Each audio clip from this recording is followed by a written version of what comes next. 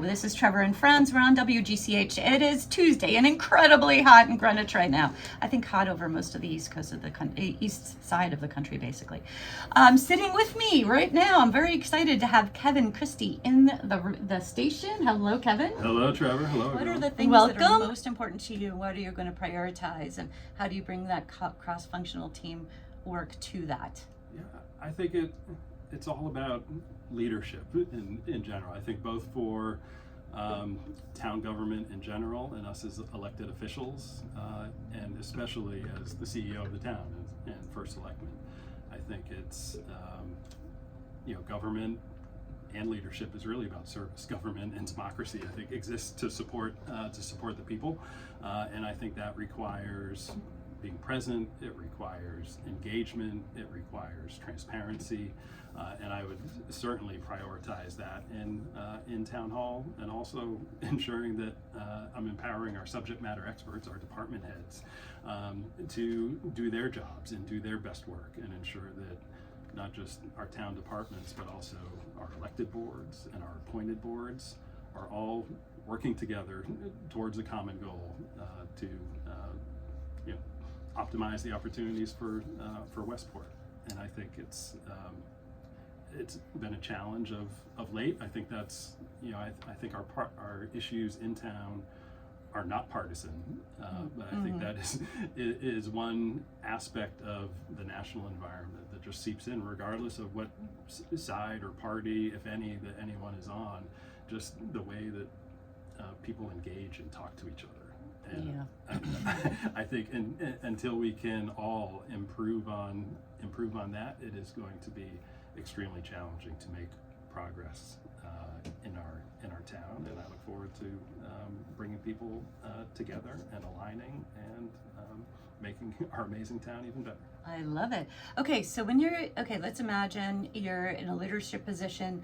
You do have some folks that are really not behaving in a way that's supportive to the town, and is in fact really causing rifts across the community.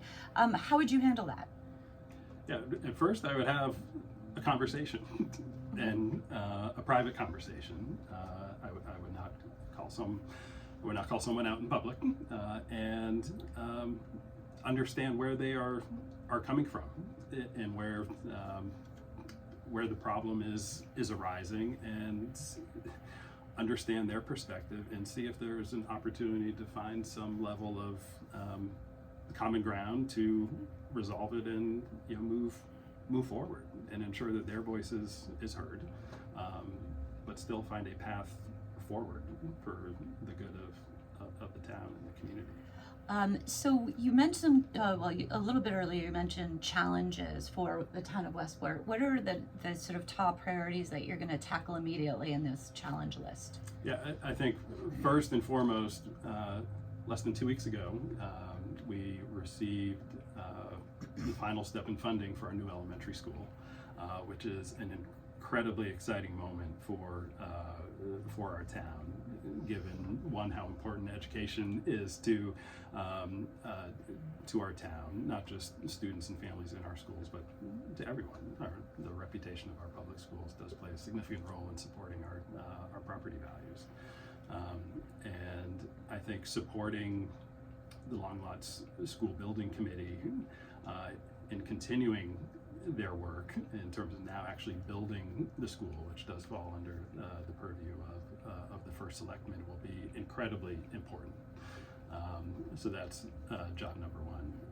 Two, just kind of related, at the moment we have a 10-year capital forecast that is running at about $473 million.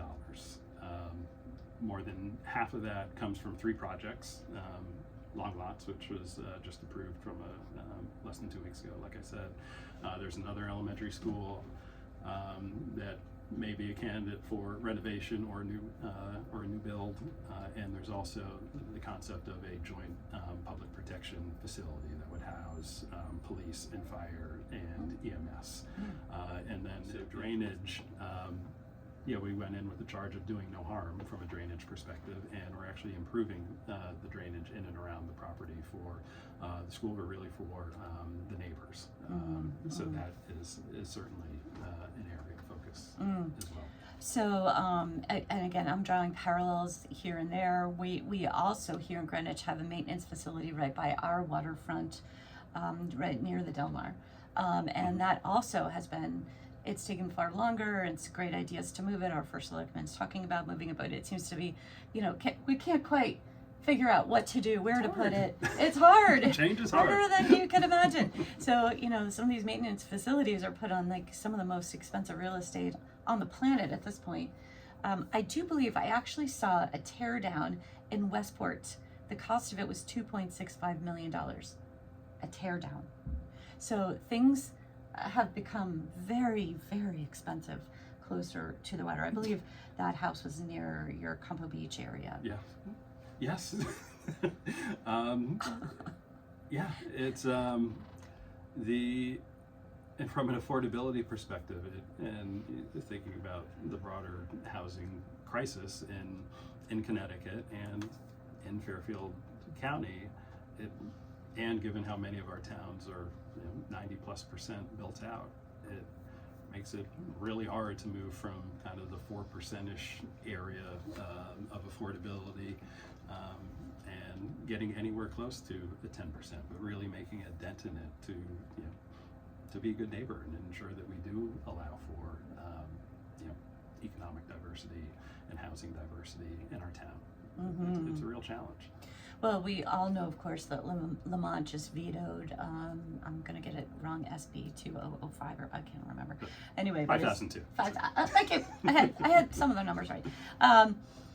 So we don't know exactly, I lost track of why he vetoed it, and there's possibly a special session, but as you're going to be elected, of course, what would you suggest to Lamont to tweak or change to make this legislation pass that would work well for the town of Westport?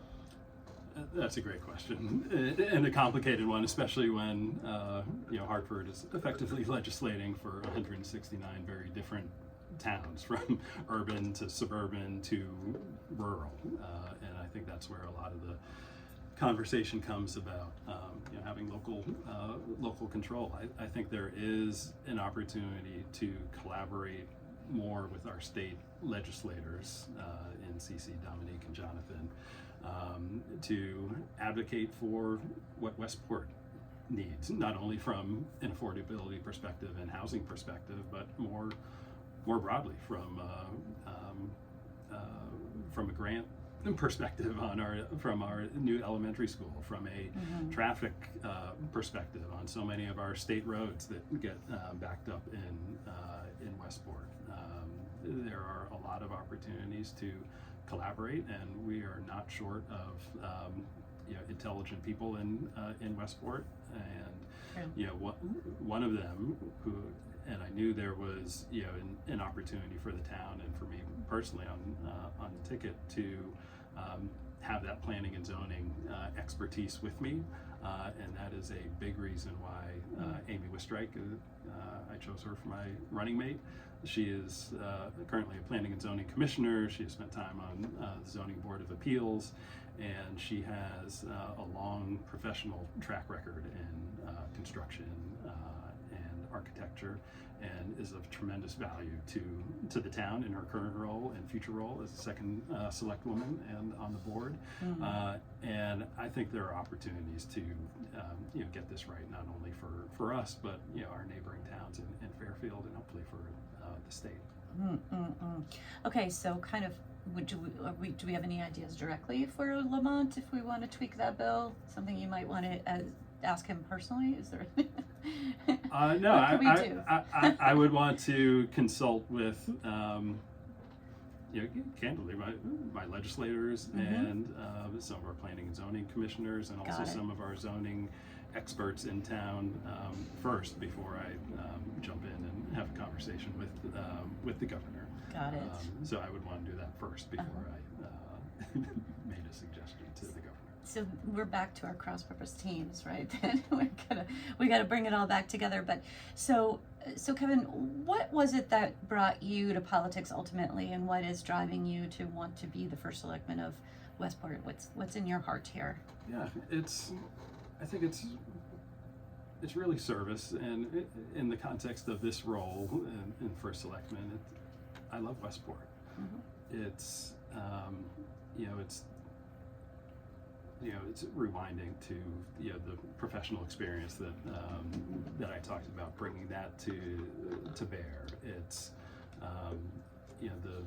the belief that I talked about, that government exists for the people, and seeing the amount of success and influence that we as a Board of Education has had, and that I personally have been able to help realize for the benefit of all of our students. I think that is core to why I want to run for selectman, why I want that job, and it's I think it's necessary at this time. It's become clear to me that leadership matters, results matter, and listening and engagement matters. And there's so much opportunity in Westport, and I think with my set of skills to bring to the table, I think we can really make some serious progress. I like it. Okay, you say results matter. What would you, in your mind, after serving, say, 2 to 4 terms, what would you like to look back and say, here are the top 3 or 4 things that I was able to get done?